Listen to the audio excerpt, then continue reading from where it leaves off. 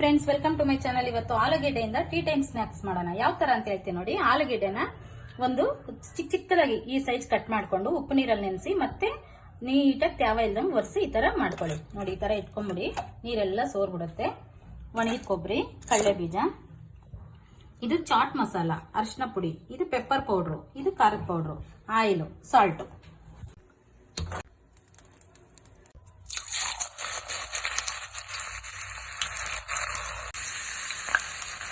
Gas ಹೈಯಲ್ಲೇ ಇಕ್ಕಿ ಬೇಯಿಸ್ಕೊಳ್ಳಿ. ಯಾಕಂದ್ರೆ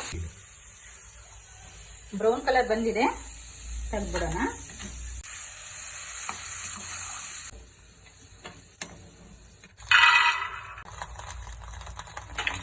salt ಹಾಕೊಂಡು ಫ್ರೈ ಮಾಡ್ಕೊಂಡ್ರೆ ಟೇಸ್ಟ್ ಇರುತ್ತೆ.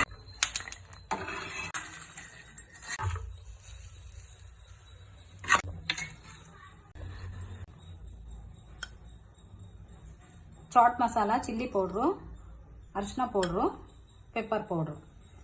ಸಾಲ್ಟ್ ಏನು ಹಾಕಂಗಿಲ್ಲ, ಯಾಕಂದ್ರೆ ಉಪ್ಪಲ್ಲಿ ಹುರಿದಿರ್ತೀವಿ, ಮತ್ತೆ ಇದು ಉಪ್ಪು ನೀರಲ್ಲಿ ನೆನೆಸಿರ್ತೀವಲ್ವಾ, ಹಂಗಾಗಿ ಸಾಲ್ಟ್ ಅವಶ್ಯಕತೆ ಇಲ್ಲ. 1 ವೀಕ್ ಸ್ಟೋರೇಜ್ ಮಾಡ್ಕೋಬಹುದು.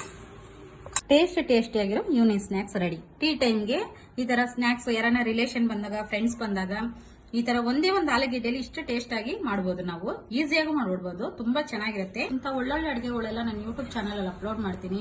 ಪ್ಲೀಸ್ ಸಪೋರ್ಟ್ ಮಾಡಿ, ಸಬ್ಸ್ಕ್ರೈಬ್ ಮಾಡ್ಕೊಳ್ಳಿ ಪ್ರೇಮಲತಾ ಯೂಟ್ಯೂಬ್ ಚಾನಲ್. ಲೈಕ್ ಮಾಡಿ, ಶೇರ್ ಮಾಡಿ.